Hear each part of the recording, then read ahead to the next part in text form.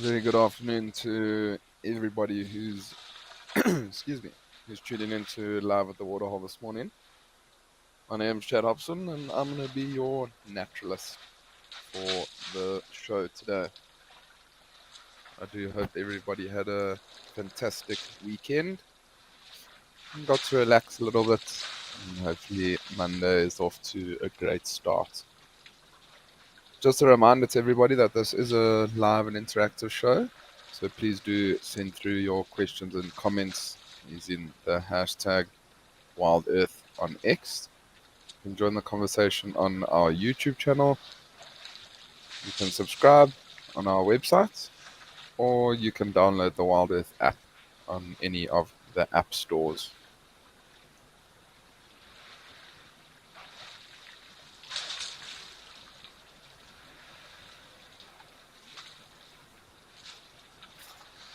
So we are starting out at Old Doniu in Kenya. We've got three beautiful big elephant bulls that have come down for their mid-afternoon drink.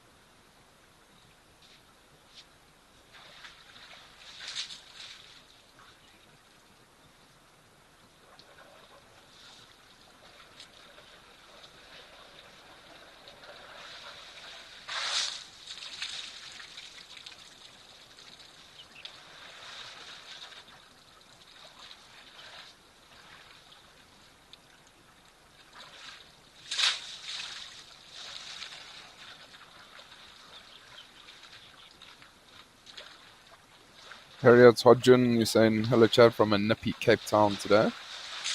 Hello to you, Harriet. It is also quite nippy in Johannesburg. I mean, the sun is shining, it is a beautiful day, but if you're not sitting outside in the sun, then it's definitely a bit of a chill in the air.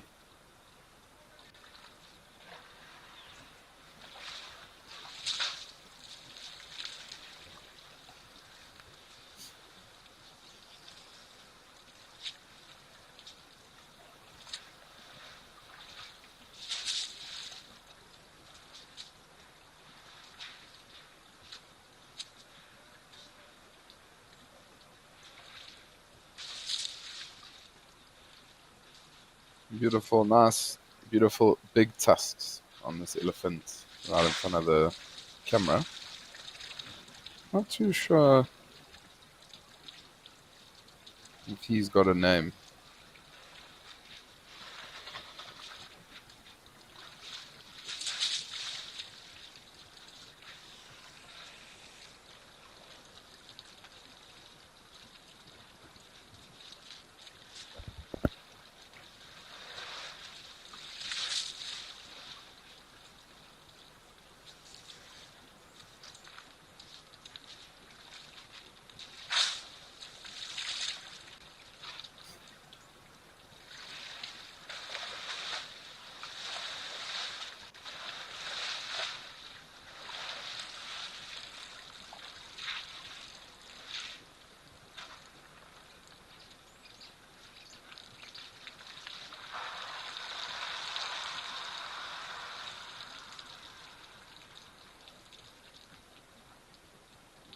Nice to also see that Old Doniu has filled up since last week.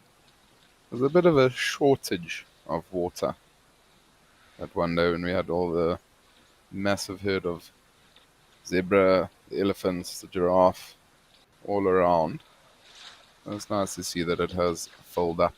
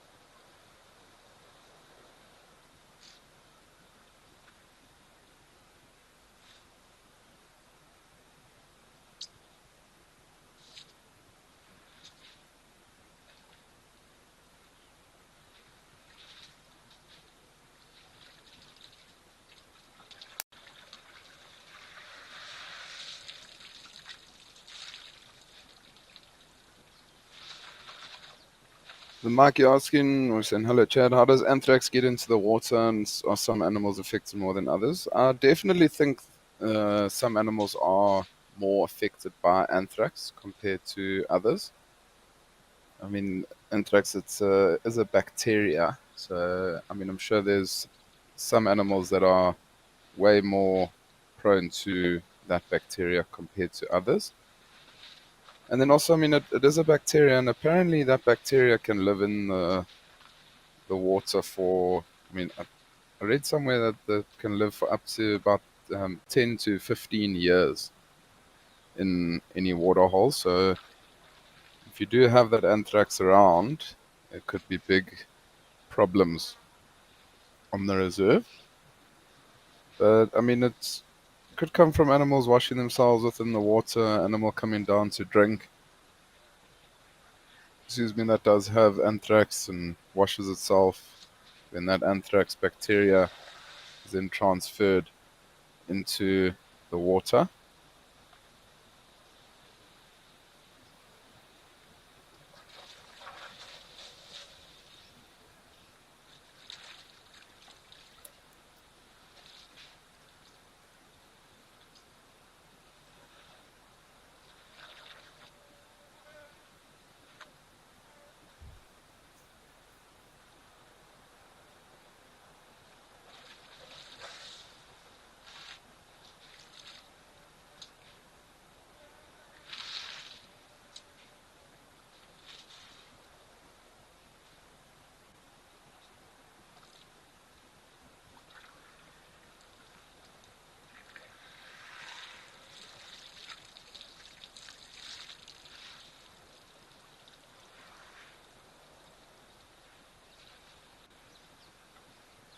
Granny Mango, you're asking about animal behavior. And is it your safest bet to read body language or pay attention to vocals? So I would definitely say body language. A lot of the dangerous animals out in the African bush, their body language will often tell you, okay, you need to back off, or you need to do this, or you need to do that. Like, for example, I mean, like a lion, it's going to growl at you, so then you can hear, okay, it's often very mad. But if it doesn't growl, it will often snarl its teeth or flick its tail.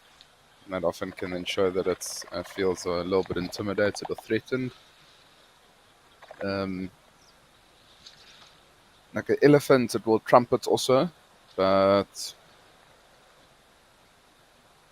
most of the time it will stand there, like turn a little bit to the side, lift its head up quite high, make itself look a lot bigger than it is to give you a warning. So, I mean, you have to really pay attention to it all, because sometimes you might even hear a growl from a lion while walking, and you don't know where it is, so then you can't read the body language. So I think it is a little bit of both that you have to be aware of.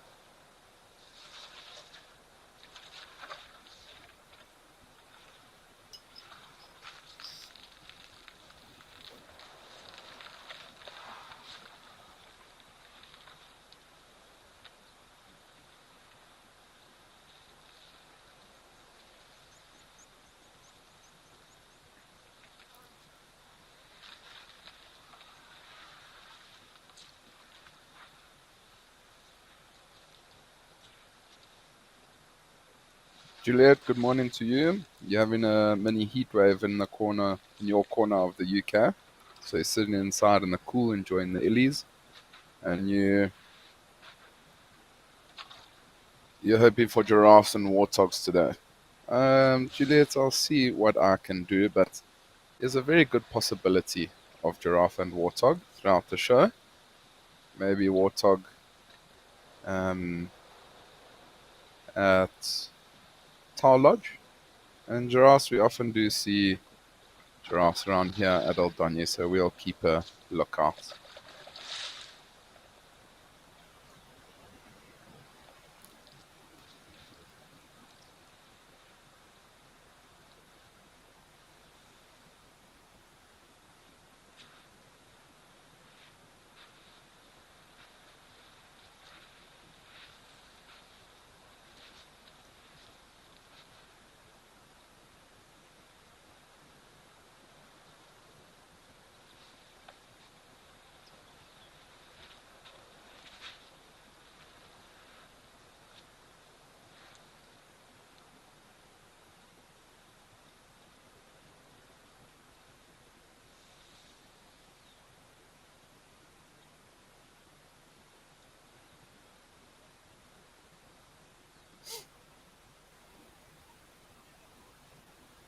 These elephants, if you look at them, it almost looks like they're not drinking, they might even be greeting one another.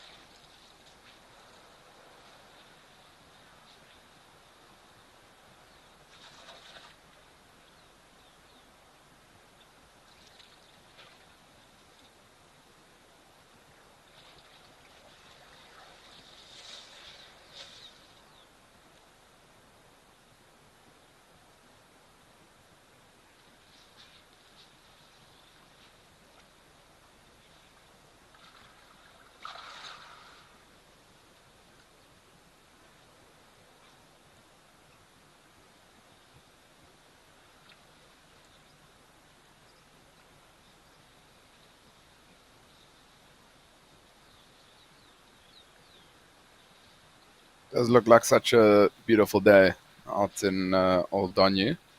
Sun is shining, animals are out. Oh, and Juliet, look what we have in the background there. We're hoping for some giraffes, and I can see two giraffes in the back there. So we'll just have to be a little bit patient, and hopefully they will come to the water.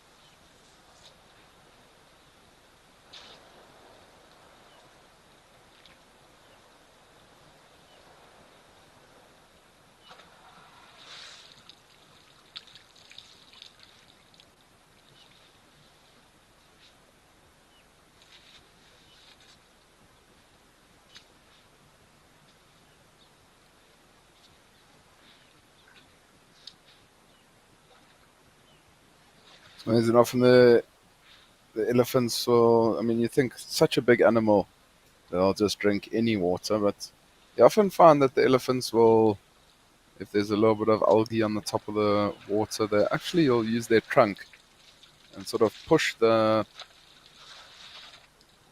um, push the algae to the side and then take the freshest little bit of water.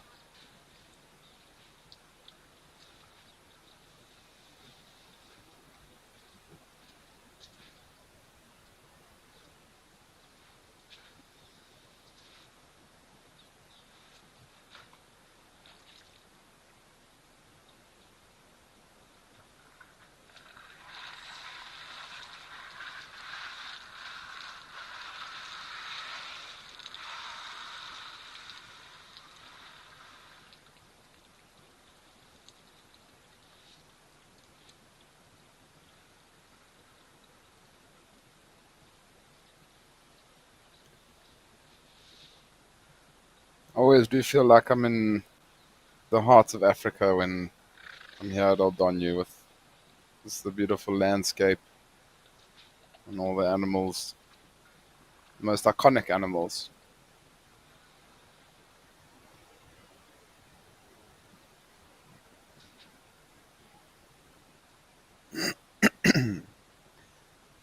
Abbas, you're asking a very good question about elephants and they do some damage and do they cause habitat loss for some animals? I mean, yes and no.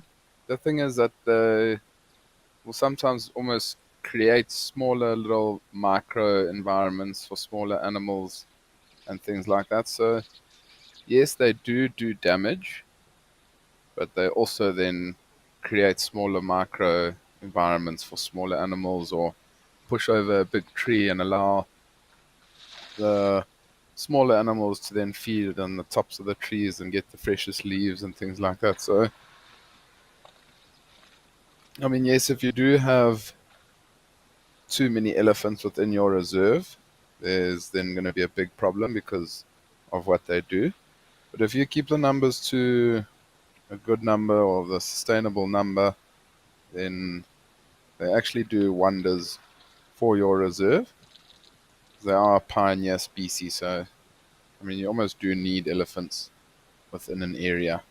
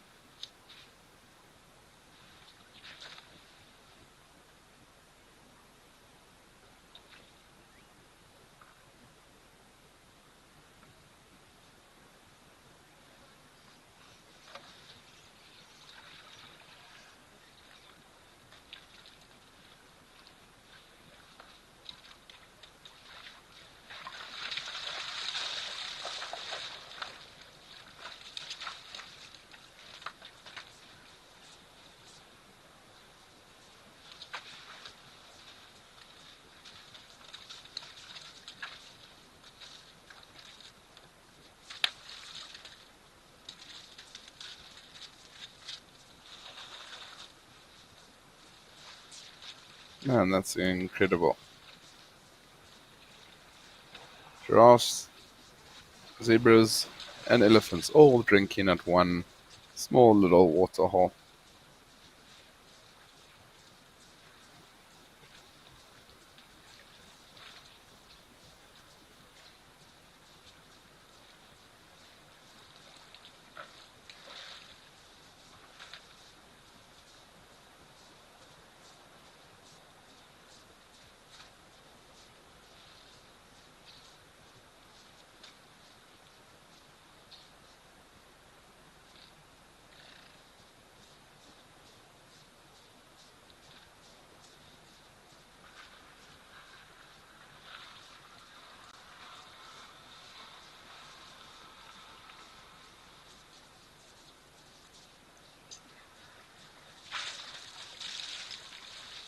Well, zebra got a bit of a fright. I think we're gonna probably spend quite some time here at Old Doniu in Kenya, just because there are lots of animals coming down, and I mean it is starting to get to one of the hottest parts of the day, which then does bring the animals to the water.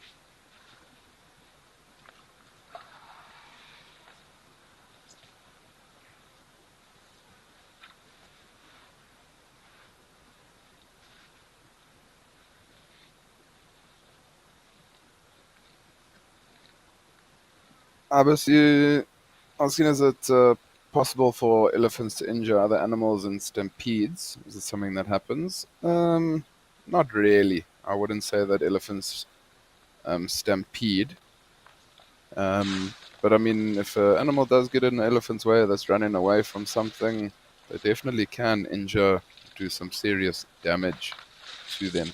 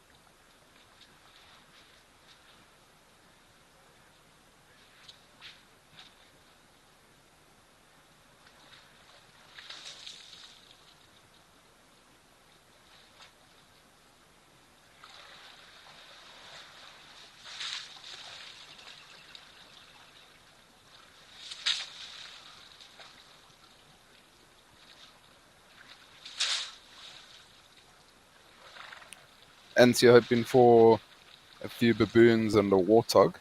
They still might come. We've still got a fair amount of time left in the show.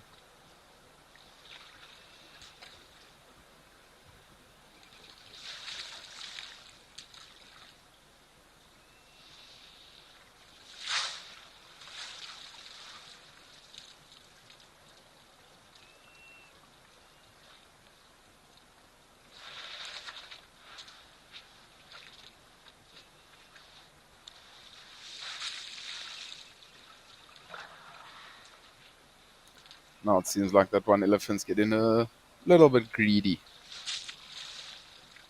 standing in the water and not allowing the other animals to drink.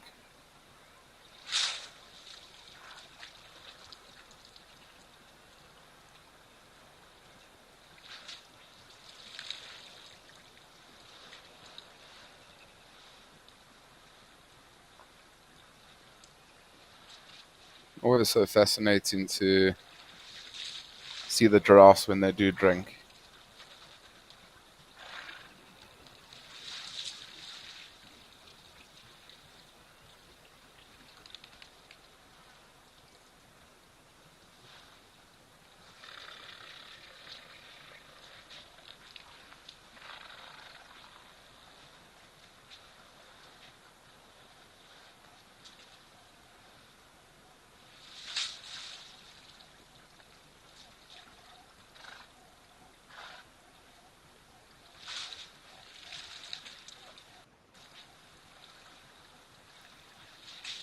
Juliet, you could be 100% correct saying that the giraffes do look um, less nervous. But it also might be because there's quite a lot of animal activity around here, so there's a bigger chance that they get to spot a predator that might be around before it takes one of them, and maybe that's why they are a little bit less nervous.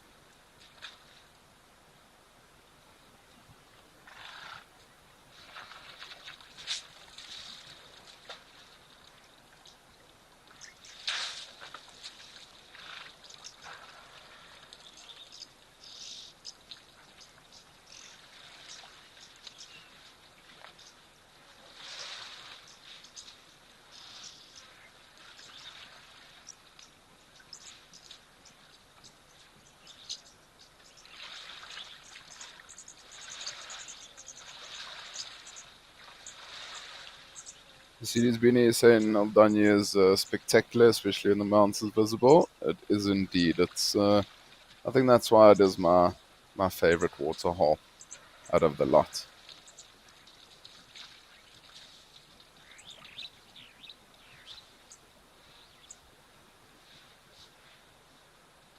It's also one of those that the animals are so close to the camera, and you can get some nice beautiful close-ups of them, and you don't really need to talk too much. Animals do the talking themselves.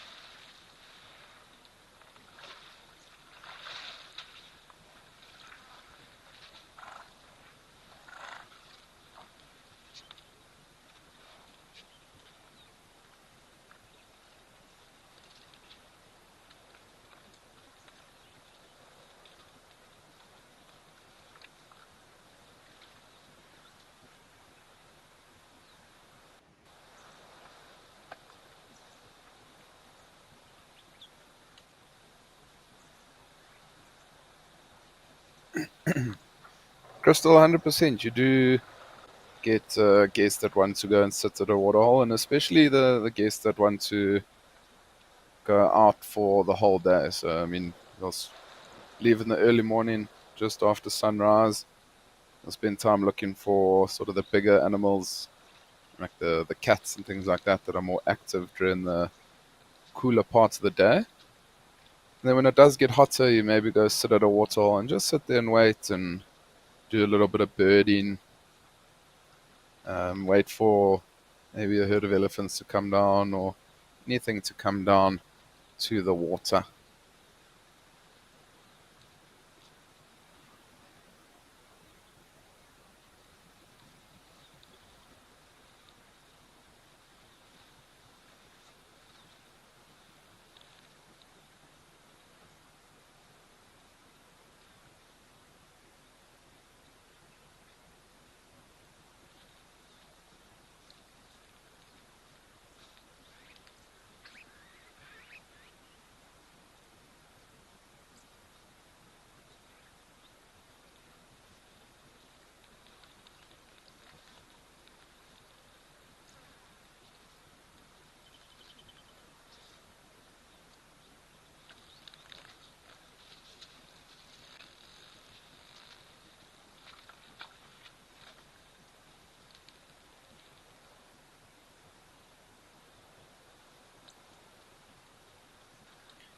Just like that, the elephants have disappeared, and they might now start to feed for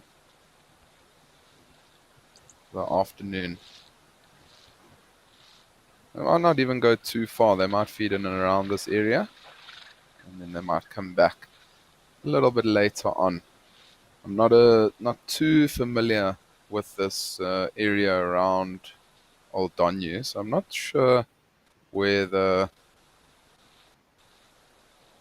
next water source is.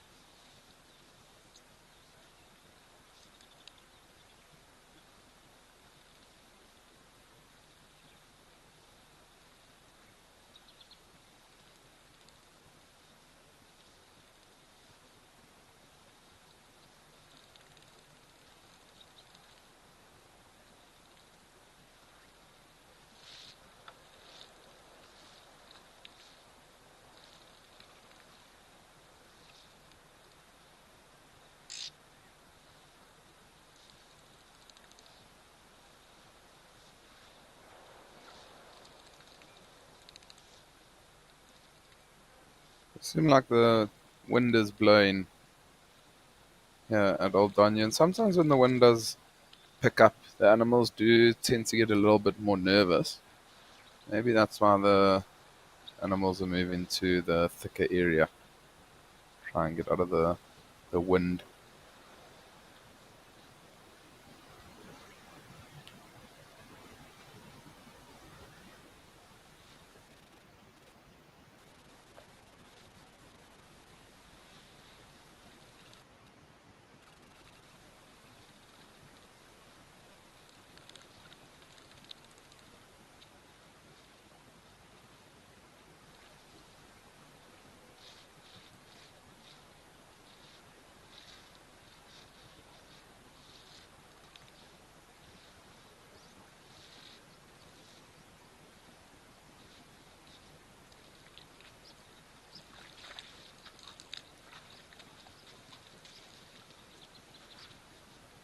Catherine, you're asking, do I think calves born in captivity could be integrated into the herd? So, I mean, I'm guessing that you may be talking about giraffes. So, I would say yes, they could be integrated with into a herd.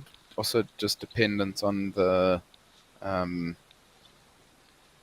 the age of that calf. If it's not suckling, then I'm sure it will be able to. Because also the thing is, giraffes, they aren't territorial. So they don't have territories. So they're not going to really push somebody out that they're not happy with. I mean, the males, they'll definitely fight with one another. Um, but I don't see why not. Why you couldn't integrate a calf into within a herd.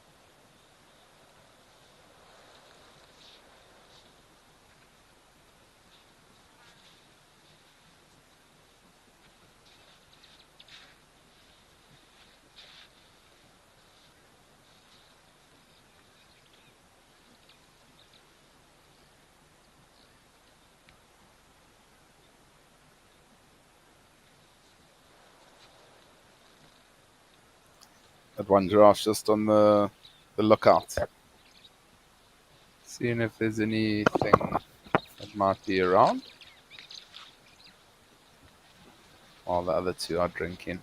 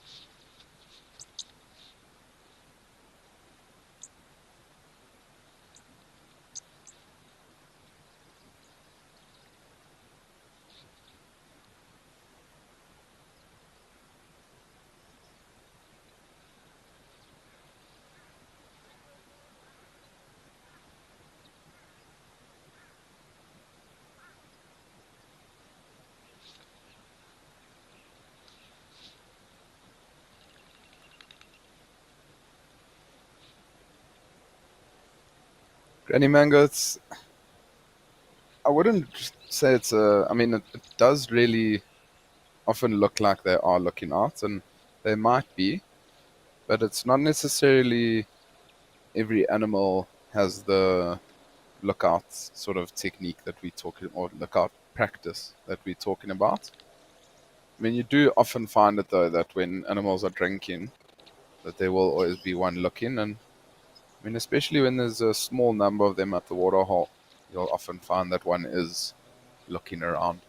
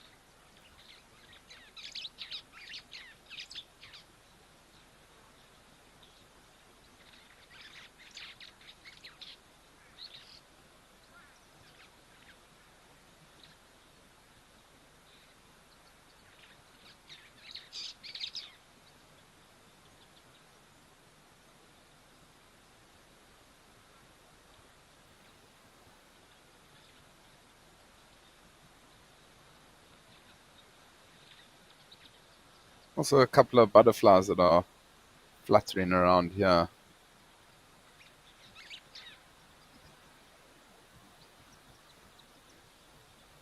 Trying to see if I can identify any of them.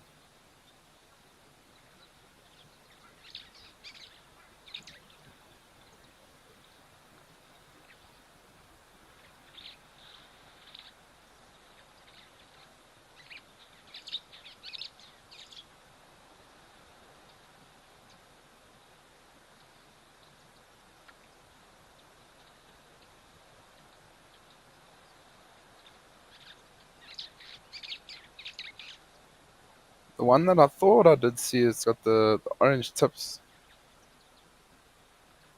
Orange banded forest, I think. I'll just have to. It's very tough to be able to see though.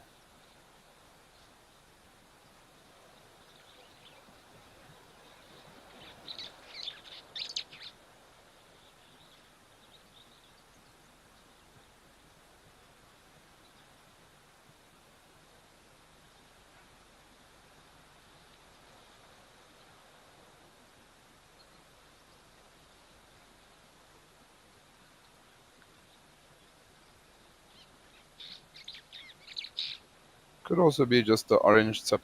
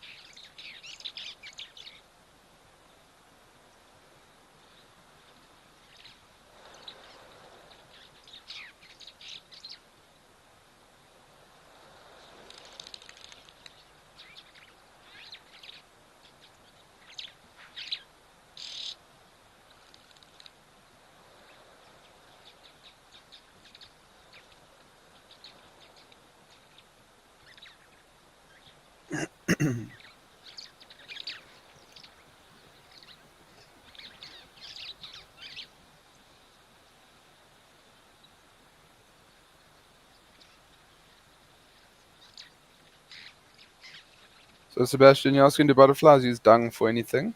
Is that why they flutter around it? So they do use it for different things. So they use it for, excuse me, for nutrition, for to get the necessary like nutrients out of it.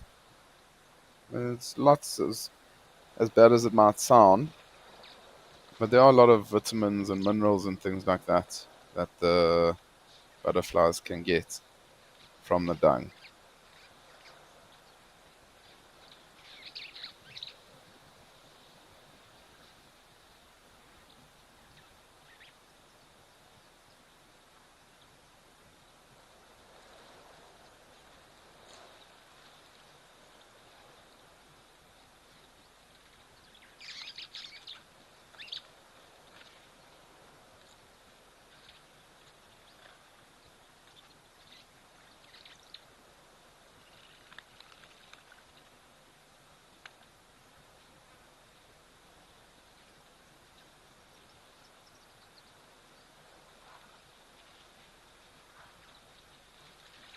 That's beautiful up close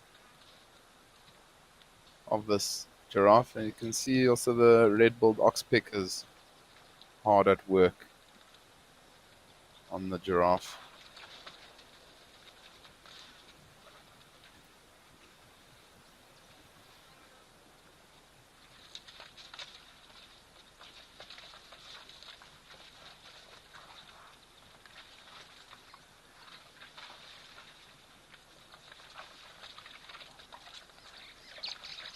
And look at the number of zebras coming in. How fantastic.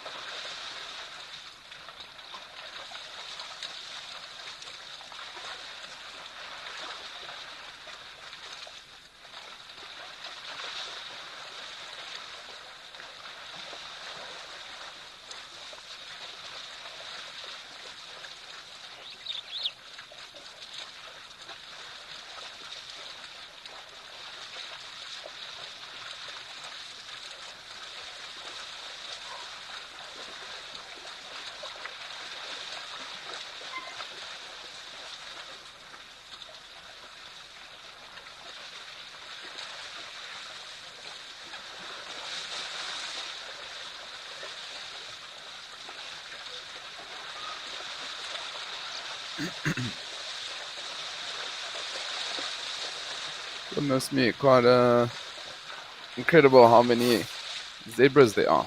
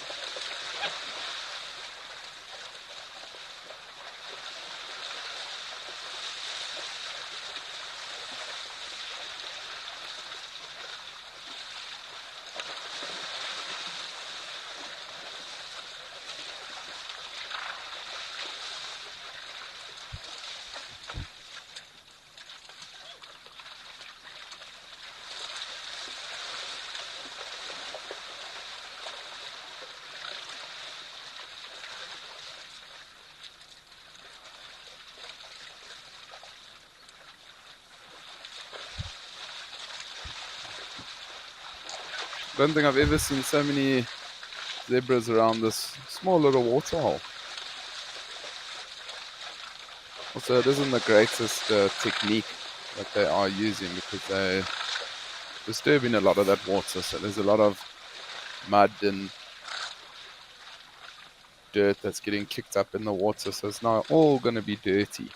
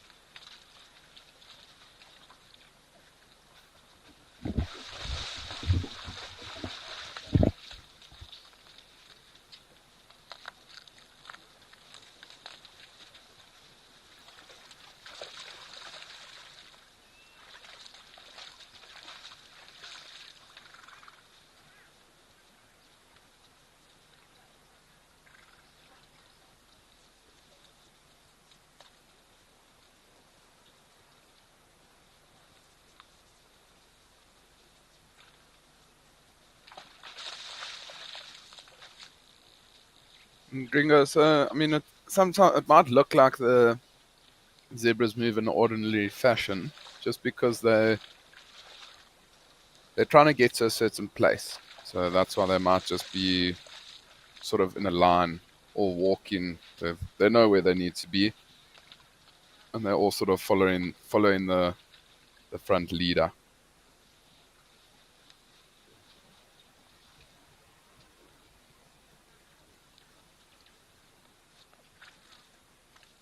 Juliet, indeed, it is going to be very, very murky when they are done. I think it's already very murky from them.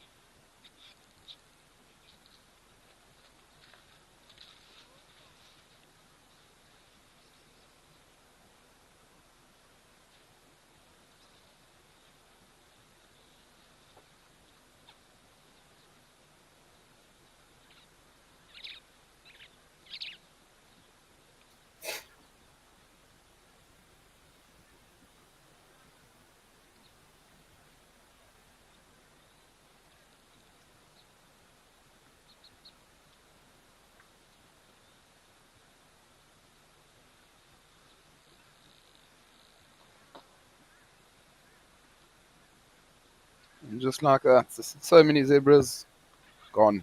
It was pretty special, though. I mean, yeah, lots and lots and lots of zebras. Now all of a sudden, we're left with only a handful.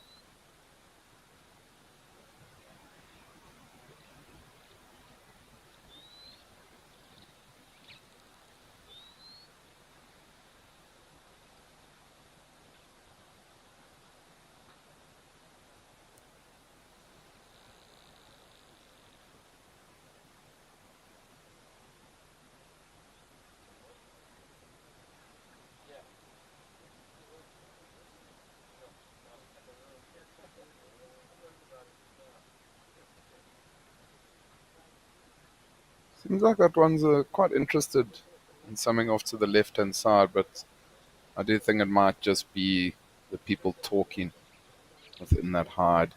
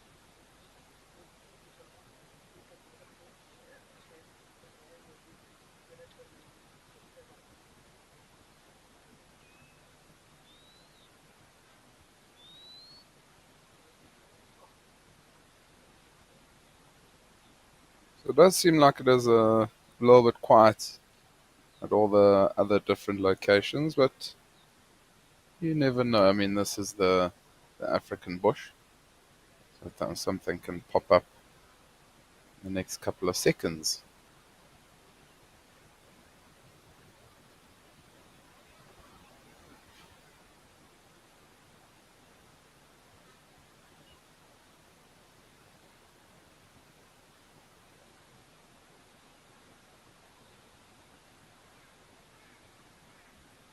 Yeah, we have spent pretty much the first hour here at Old Doniu, but it was pretty special with all the amazing things. So why don't we head over to Tar Lodge and have a scan around, see if we can find anything exciting.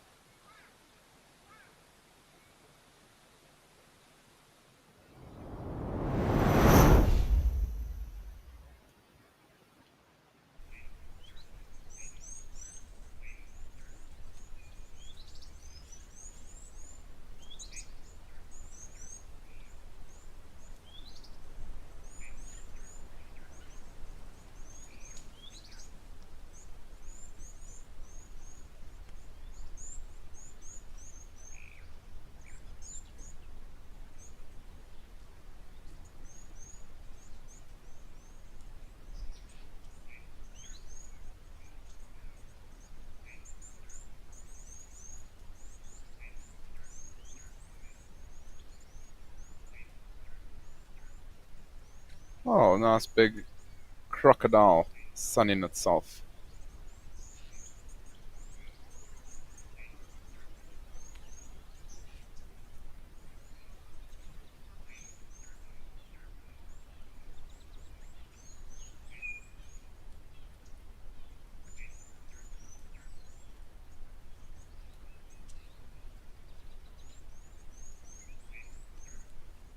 It's always amazing to see crocodiles on the bank. I mean, as incredible as it is to see them in the water, there's just something about seeing them out of the water on the banks, sunning themselves.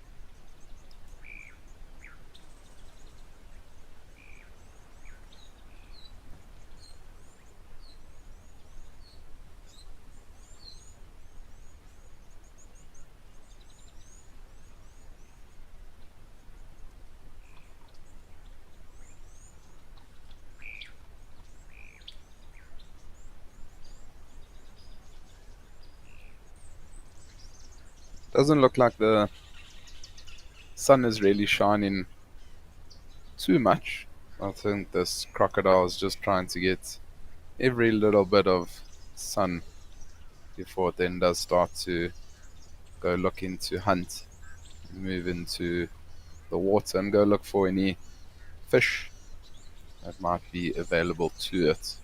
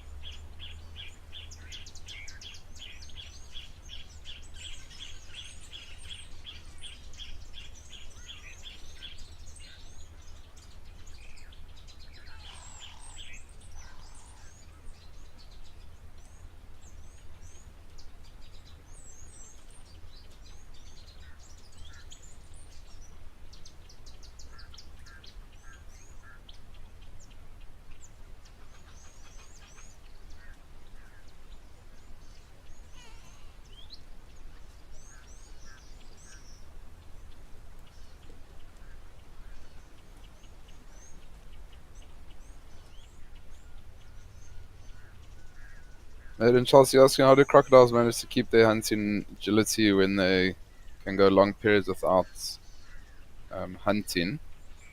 So, I mean, the thing is, crocodiles, if a crocodile eats something substantial, say for instance, an impala or an nyala or something like that, then that crocodile is literally just going to bathe on the bank trying to digest that food. I mean, there's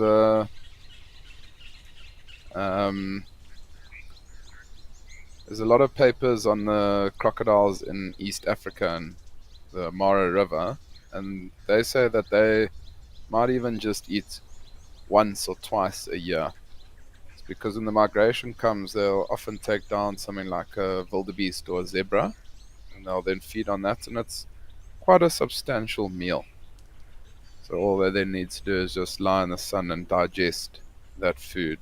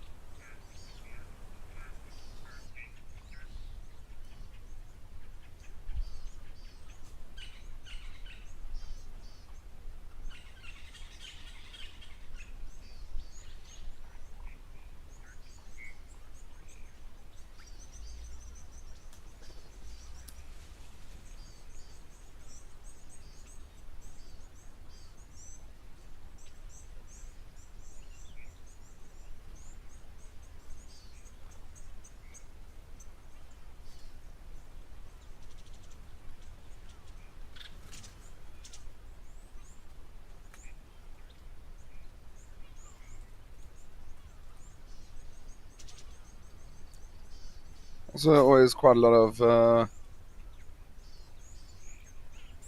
birds that we get here around Tower Lodge, which is always nice to see.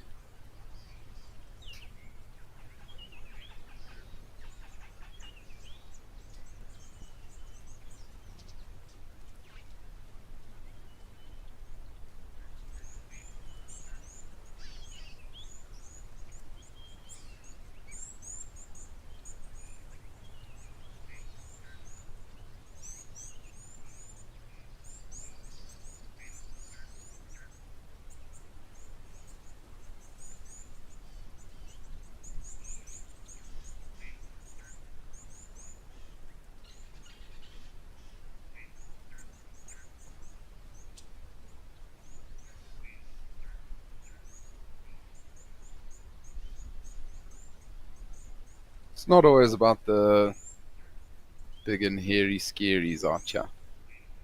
Nice to spend a little bit of time looking at some red-knobbed coots, some Egyptian geese, spurwing geese.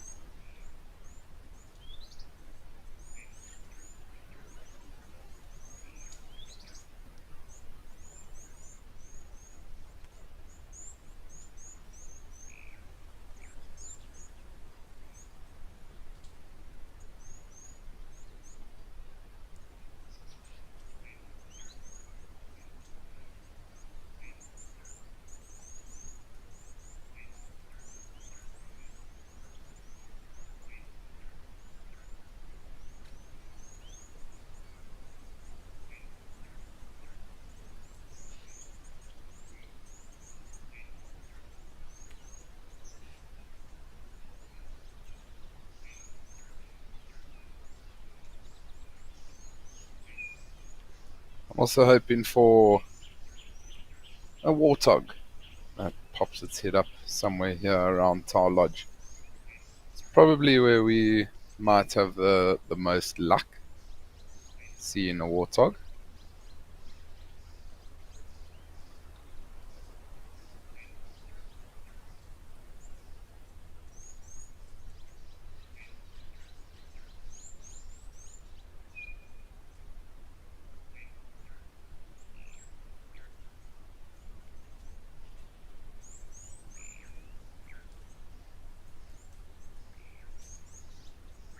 Let's head over to Rosie's pan and see what there is.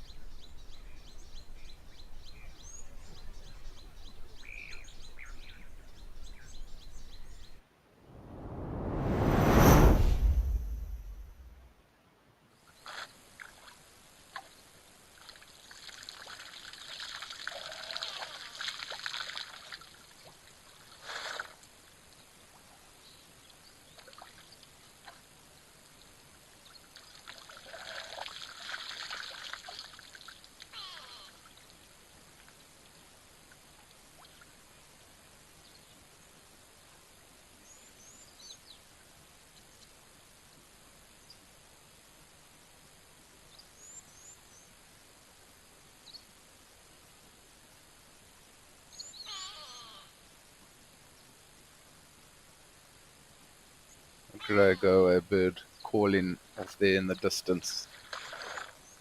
Almost that little cry.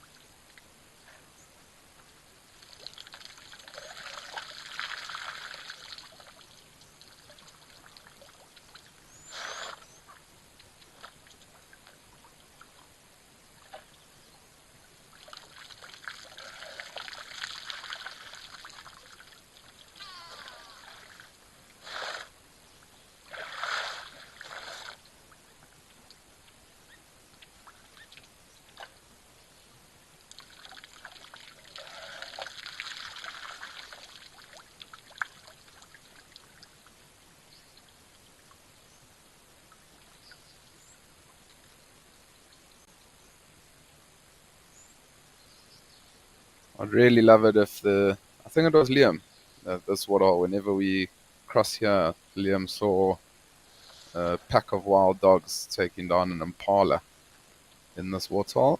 I actually also saw one and only leopard right here at Rosie's Pan in the Olifants Game Reserve. So it is quite a special waterhole to me.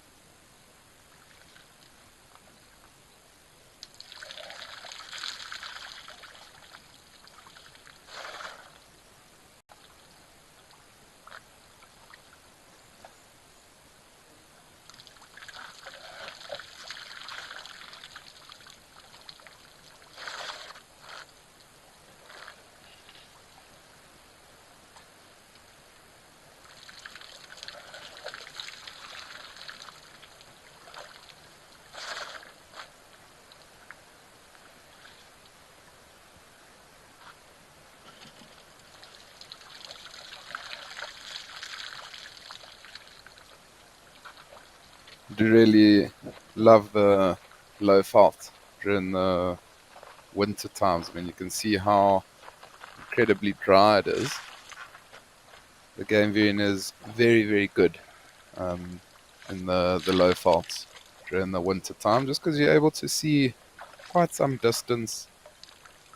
You're able to spot animals from a distance away. Also, the animals are a lot more active during the winter time because it is a lot cooler.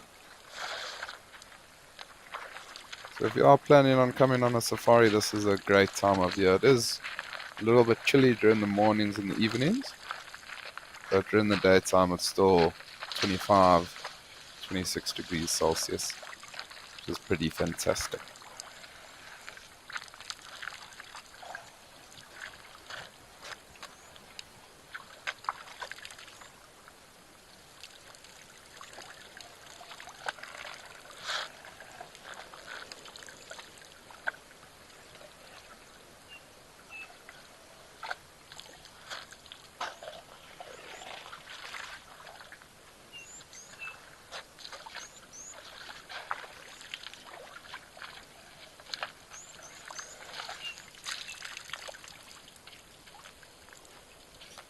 Just a reminder to everybody that this is a live and interactive show, so please do send through your questions and comments using the hashtag WildEarth on X. You can send through. You can join the conversation on our YouTube channel. If you would like to subscribe, you can do so on our website, or you can even download the WildEarth app.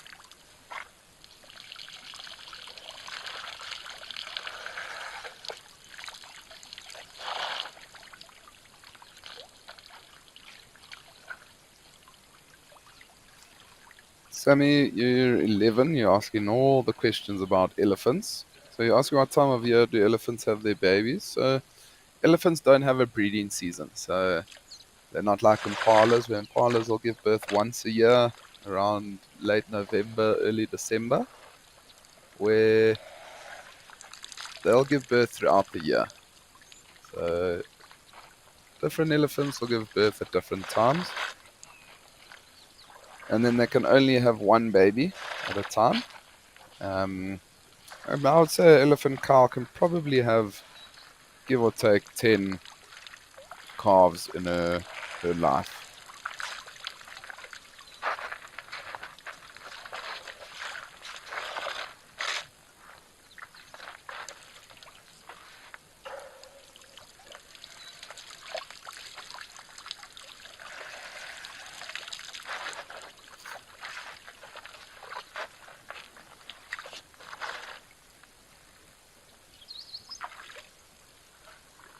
Also really do just enjoy listening to the elephants around the water. Something so nice and peaceful about the water trickling off their trunk.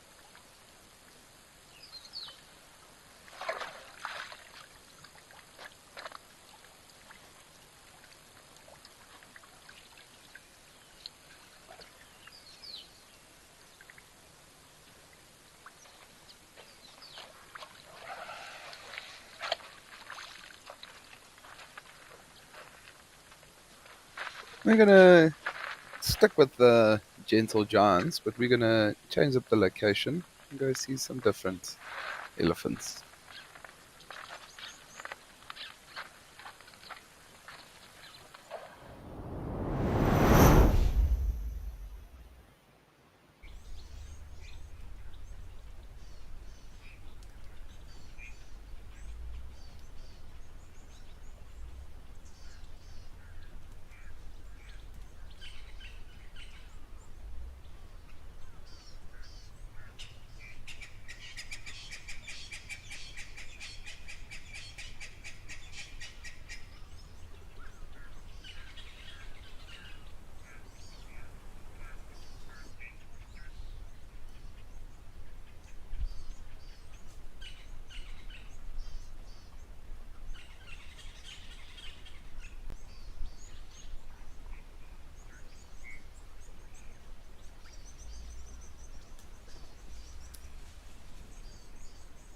We are back at Tower Lodge now in Madikwe. There's a beautiful big herd of elephants that's come down.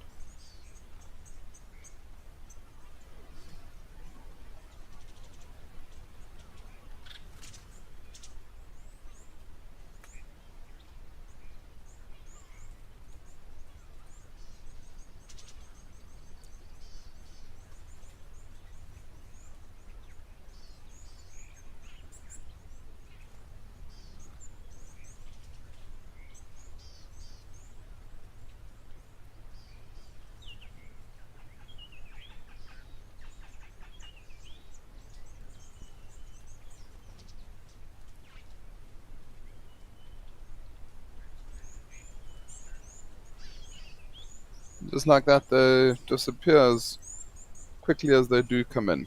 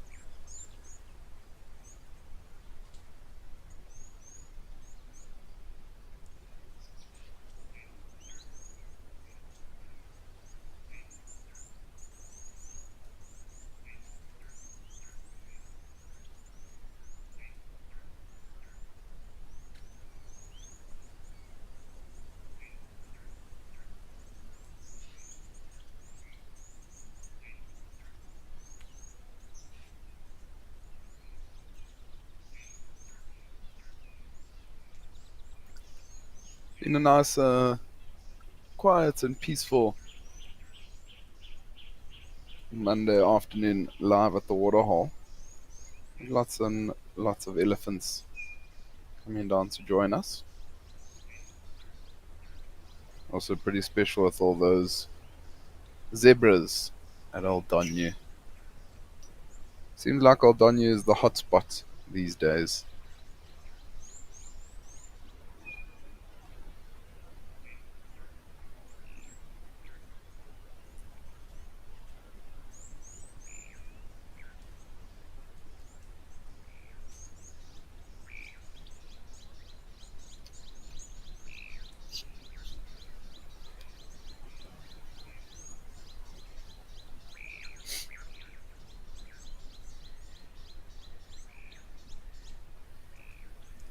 And so this elephant bull that we got here might be part of the herd that just left, because often younger elephant bulls will spend their last few years with the herd, sort of just outside of the herd.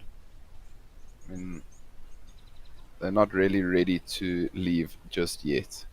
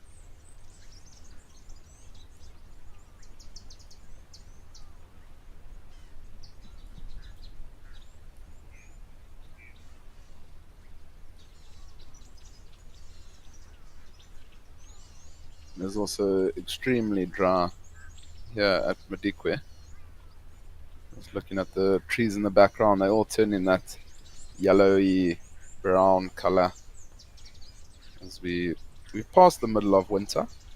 So we are now going into autumn in just a little bit.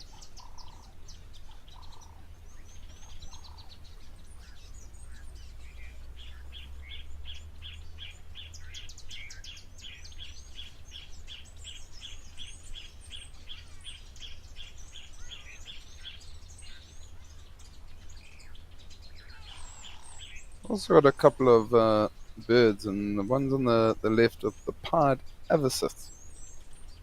One that's got its bill that turns up. Very strange looking little bird.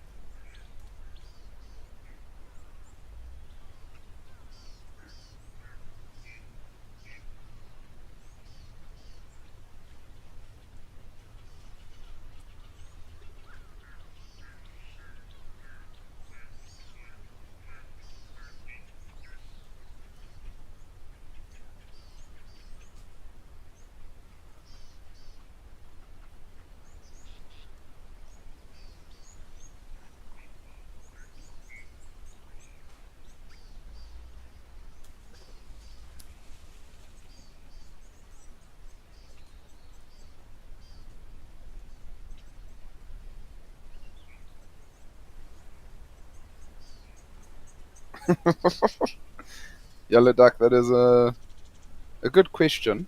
I've wondered it to myself before. Like, do the animals look at us like we look at them? And to be honest with you, I couldn't 100% answer that question, but I think so. I mean, there are some times where the animals, I mean, they're so used to the vehicle that they just see you and they look up and then they look back down and continue what they're doing. But other times they do tend to look at you for a little bit longer and they might be wondering, what on earth are these people doing? But luckily for the show, they don't know that we're actually watching them, which is pretty fantastic because, I mean, we don't disturb them at all. They don't know that we're there. We're able to get some nice, beautiful close ups of them.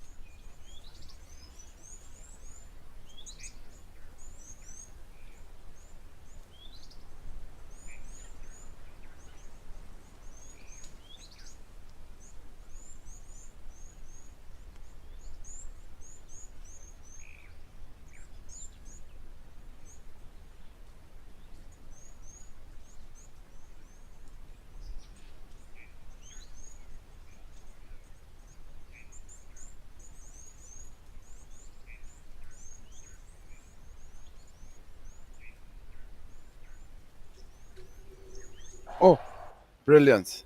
How amazing. Quick view. Come back, Leopard. Oh, listen to the impala's alarm calling. How amazing.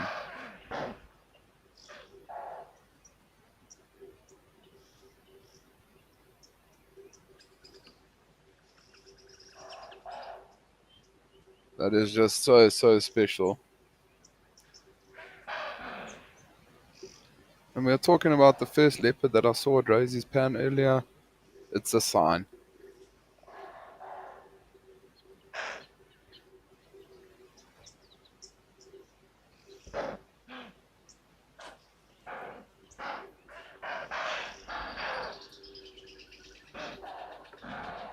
I'm not 100% sure which leopard this might be.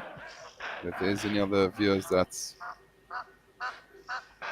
familiar with these leopards around Juma, please do send through your comments as to which it might be.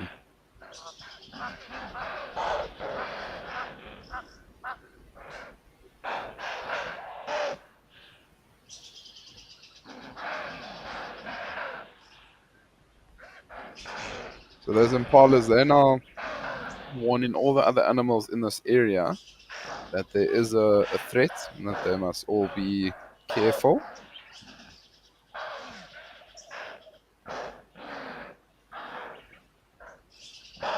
Now all the animals within this vicinity are going to know. So often what happens once the leopard does get spotted, I mean, it will probably have a drink and now move off quite quickly to get away from these impalas, because now everybody knows that there's a predator around. And so there's not going to be really good hunting opportunities or anything like that.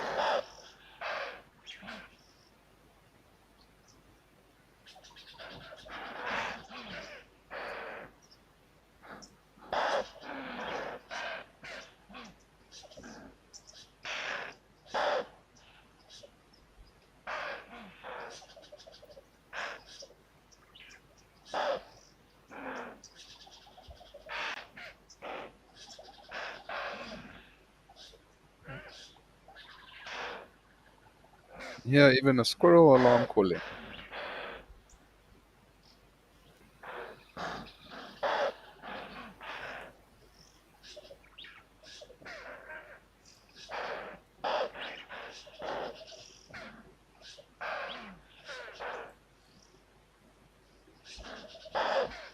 What a beautiful animal.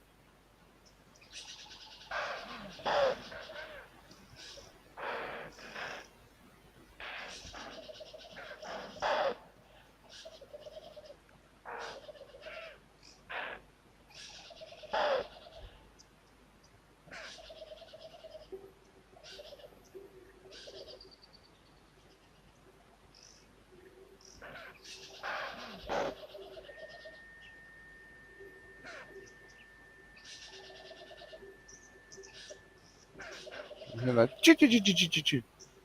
That's the squirrel that's making a noise alarm calling at this leopard. Man, that was fantastic.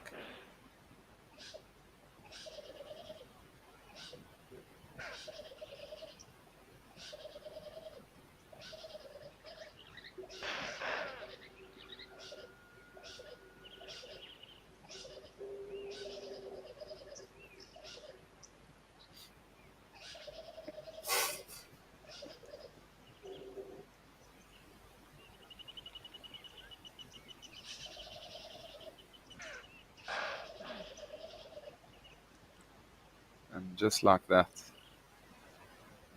disappeared.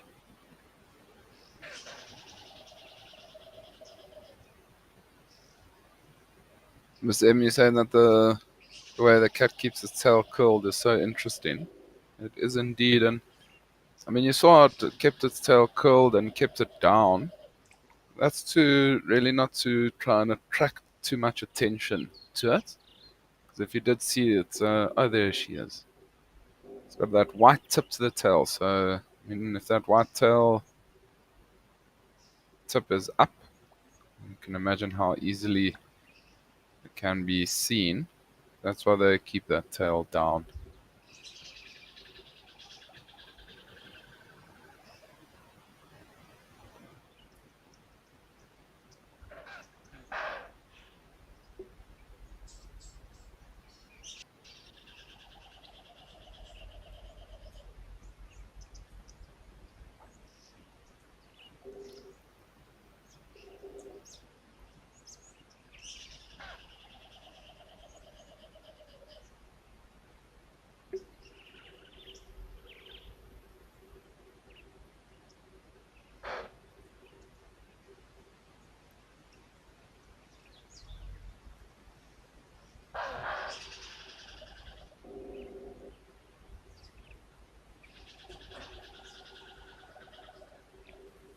So I think that leopard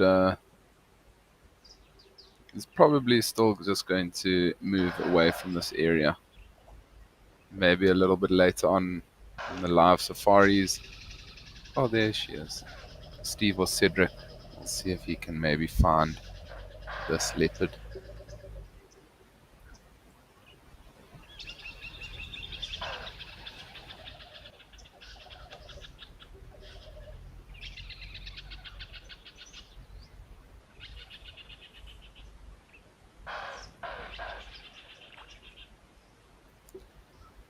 Yeah, those impalas are still alarm calling.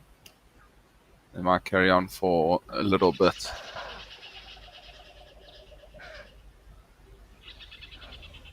Once they know that leopard is gone, then they might stop.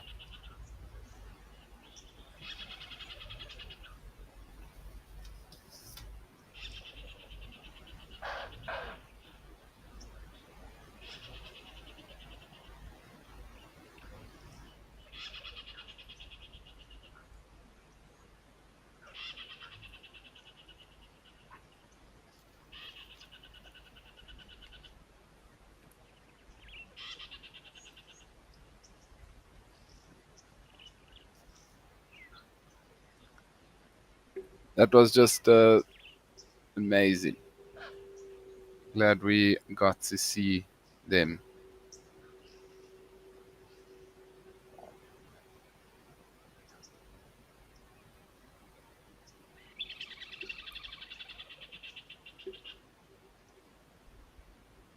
Now she's scent marking.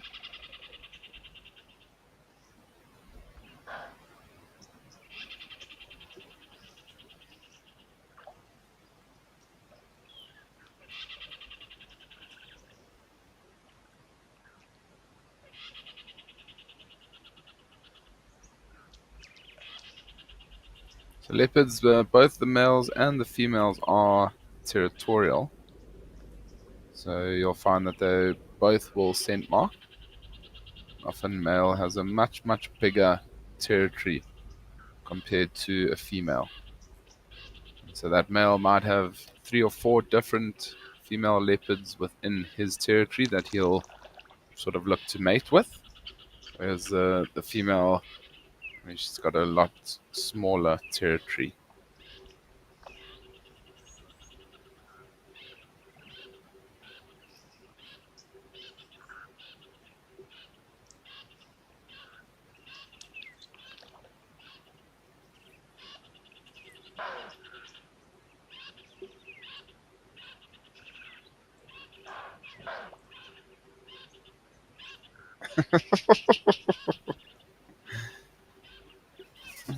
We're just having a bit of a debate with FC at the moment to see which leopard this was.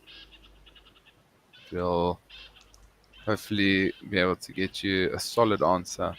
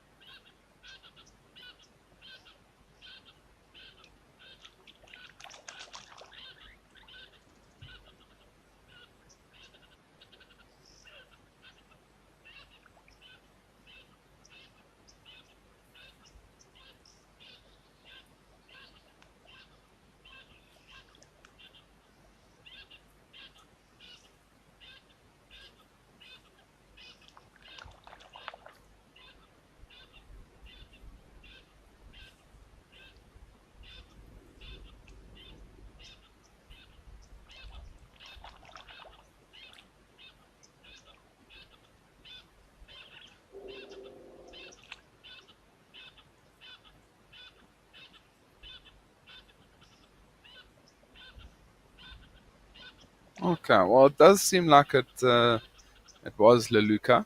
This is a young female leopard, around 3 years old, and she's been hanging around apparently this area for a little while, and did have a run-in with Tlalamba. But maybe because Tlalamba does have cubs at the moment, and she's not really around too much to scent mark. Maybe she's trying to take advantage of this time and potentially push Tlalamba a little bit further out of her territory. But I don't think Tlalamba will have any of it, to be dead honest. Once Tlalamba does start leaving that den side a lot more, she'll then be able to push Leluca back, maybe towards the west. But interesting times ahead on Juma with all the different leopards.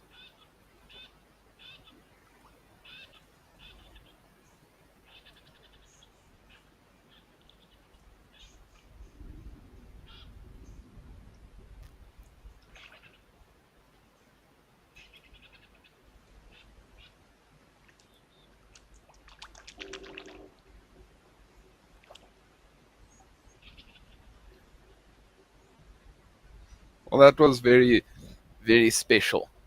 Definitely got me very excited, and I wish I was back on Juma. Hopefully soon.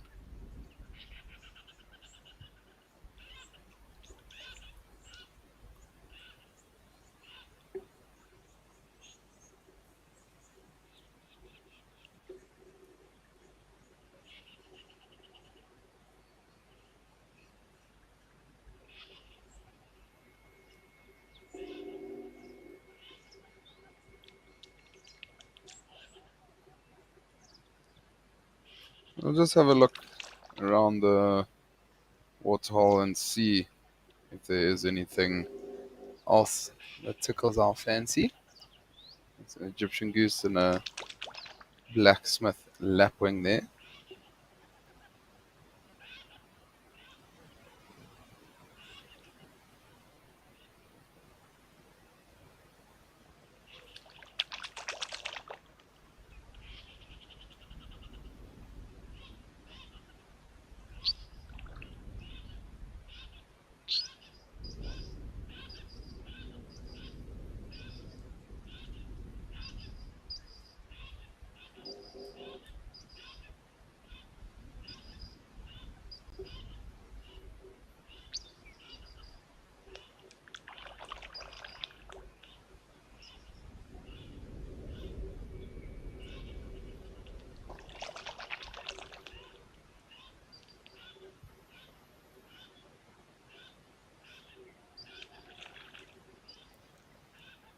And pied wagtail.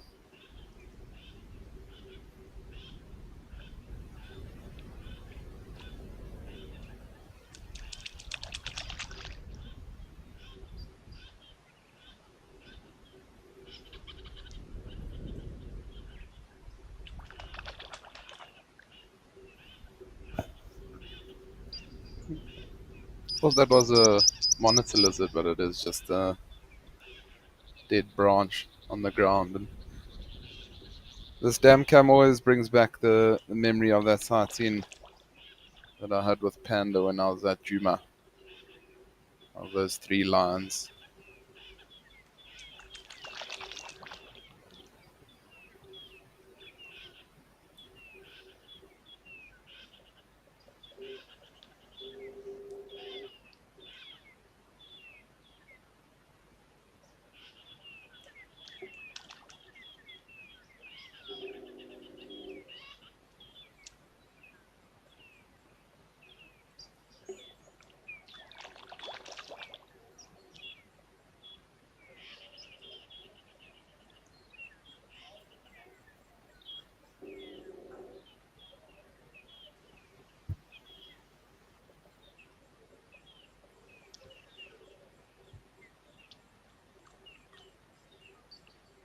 See, and that's the way the bush goes. I mean, we said that it was a little bit quiet at different locations, so we'll just have to wait and see what happens. And all of a sudden, boom, female leopard at Juma. How fantastic. Couldn't really have asked to start your Monday much better.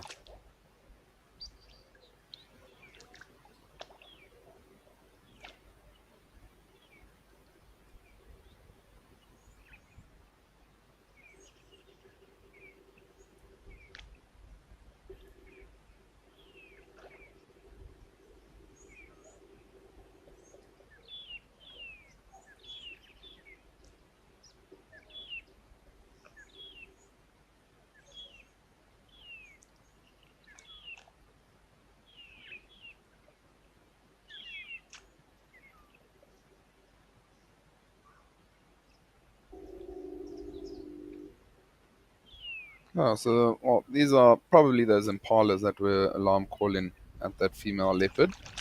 We'll keep an eye on this feed, see maybe if that female leopard does return. But for now, let's head over to Founder's Lodge and see what's happening.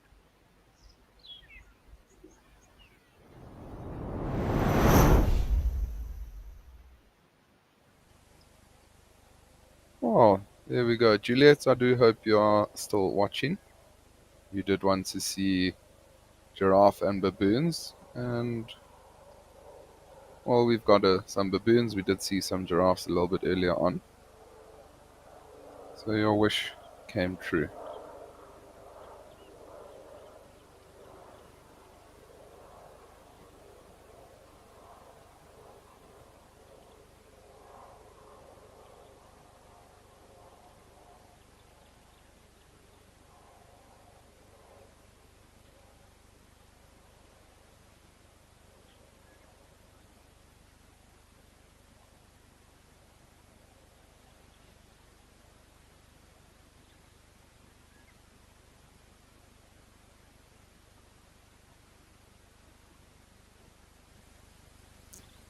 Almost looks like that this baboon's just sunning himself. Maybe it is quite cold in the Eastern Cape. It'll be quite nice to just warm up a little bit.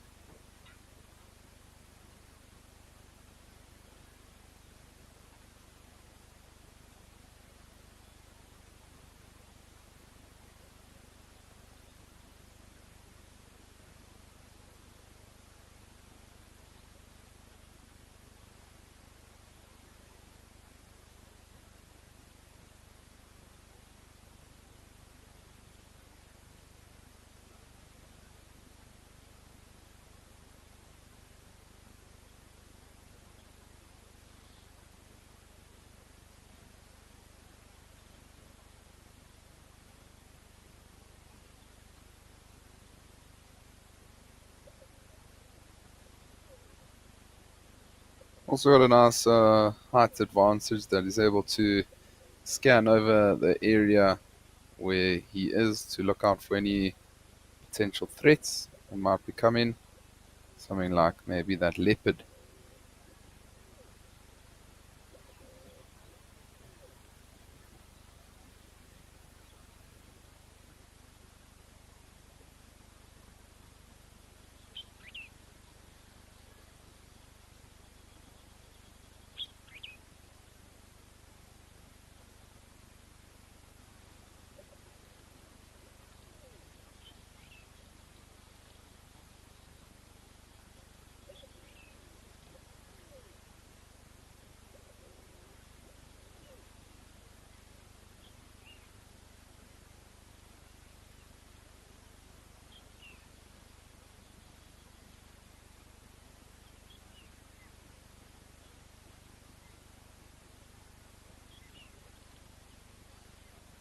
So Gavin, it's a very good question. So you're asking about the leopards in Juma and how bad can a territorial fight get, like especially between females? Because you assume Tlalamba would like to keep her territory to maybe share with her cubs. So, Gavin, that is a very good question. So, often, I mean, the territorial fights between males as well as females, they can get pretty bad. I mean, sometimes leopards can kill one another for territories, for sure.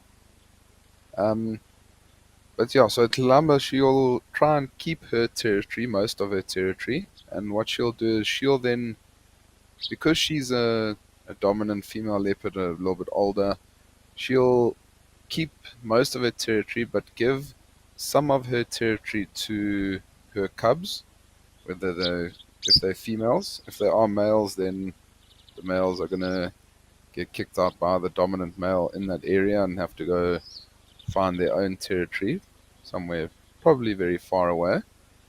Um, but Tlalamba then will sort of expand and push her territory into another direction.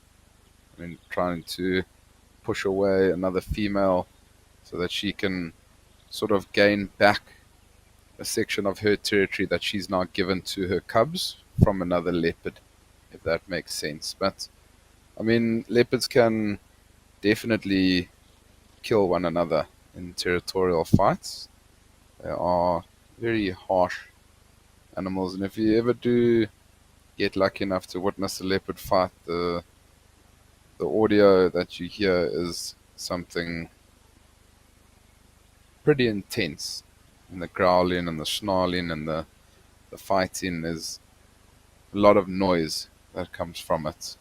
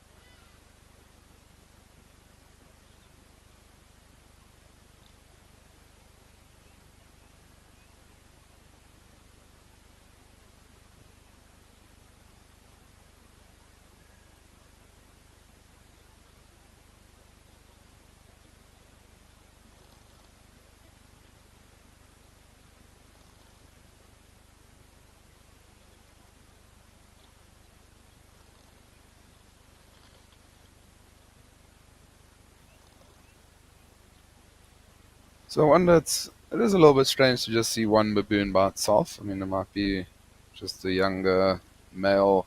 It's, maybe the rest of the troop are feeding on the ground somewhere around here, and he's almost just the scout, keeping a lookout, seeing if there's any danger incoming. Baboons have a incredible bark.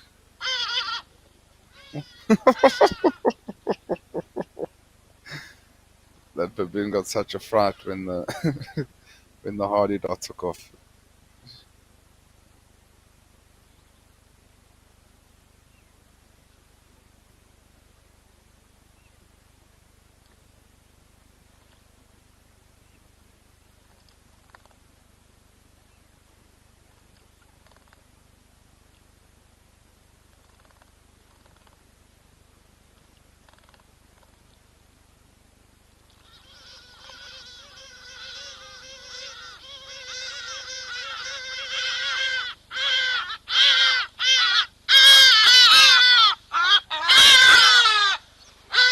Oh, that's very loud in my ear, hardy dots.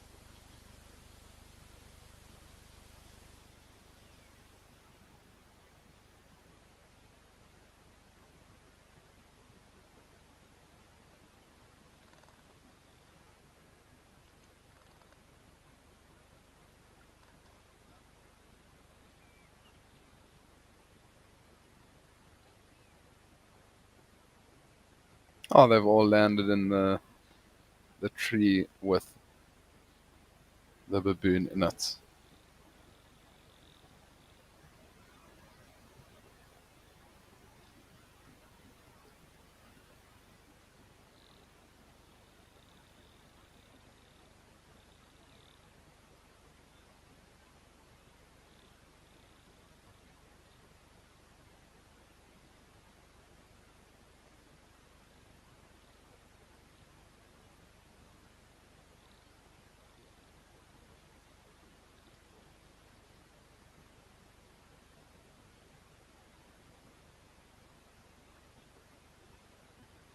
So proudly say we saw baboons at Amakala for the first time a few days ago, and Eric said the baboons there are a bit skittish.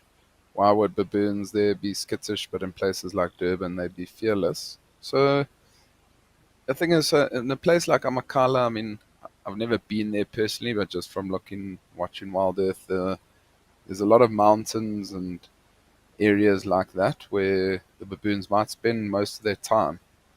Whereas in Durban, I mean, yes, there are lots of hillsides and forests and things like that, but the baboons have sort of learned that there's food available around the humans.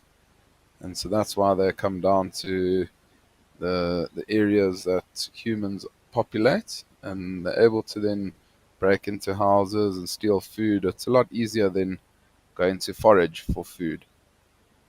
Whereas in Amakala, they might not have learned that there's a whole nice big lodge or lodges around that area that they can go and get their food from. So that's why they probably stay far away from people. They're just not very used to them. Whereas now in Durban or in Cape Town, for example, they are very used to being around humans. So I hope, proudly say that does answer your question for you.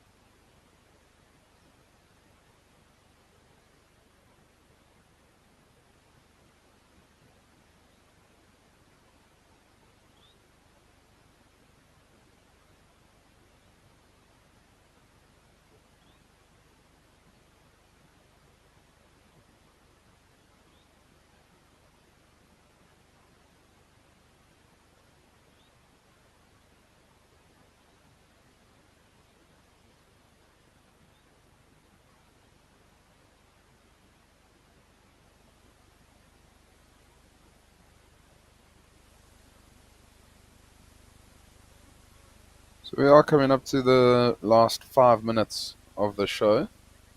So please do send through your last few questions and comments. Apologies for that. Please do send through your last few questions and comments. It has been a rather exciting show. I look forward to spending Tuesday and Wednesday with all of you. And I'll be gone for just a little bit. And then hopefully be back.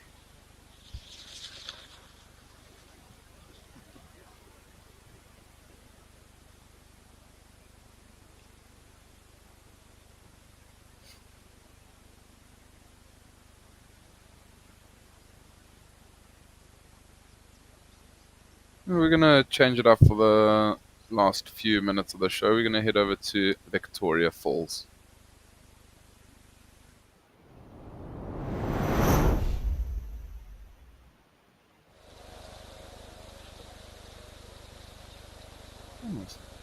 The egret's doing some fishing. There's crocodile also just sunbathing.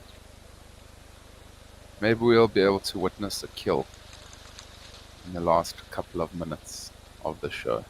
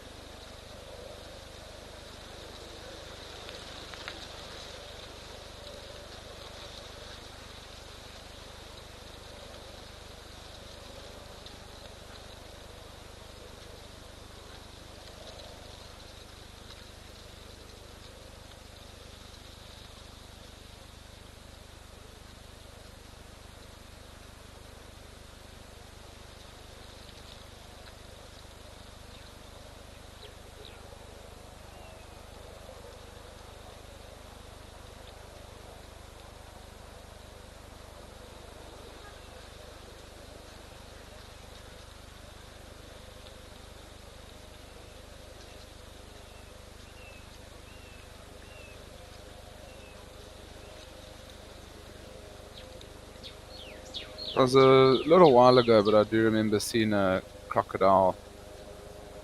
It was either eating Willie next Stalk or one of the vultures here, right at this waterhole. It was something pretty special to see.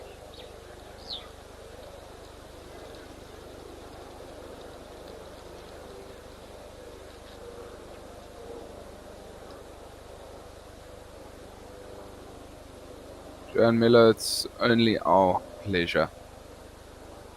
Joanne saying thank you, WildEarth and Chad, for a good Monday. It's a lovely way to start the week. It's going to be a fantastic week from here on.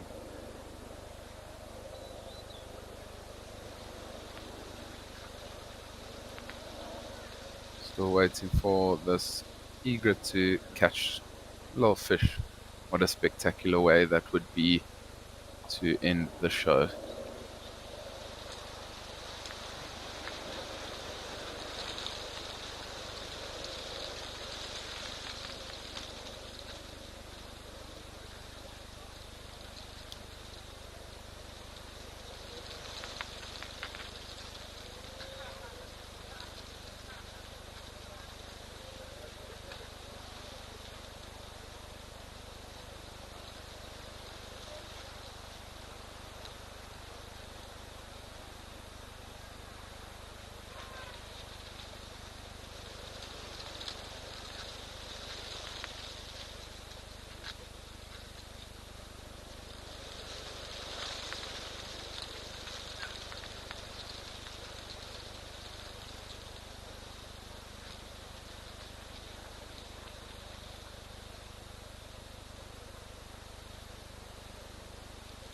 Grey heron in the background might have just got.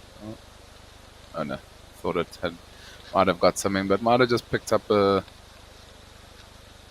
reed or something like that. Just shook it and threw it back in the water. But we are coming up now to the end.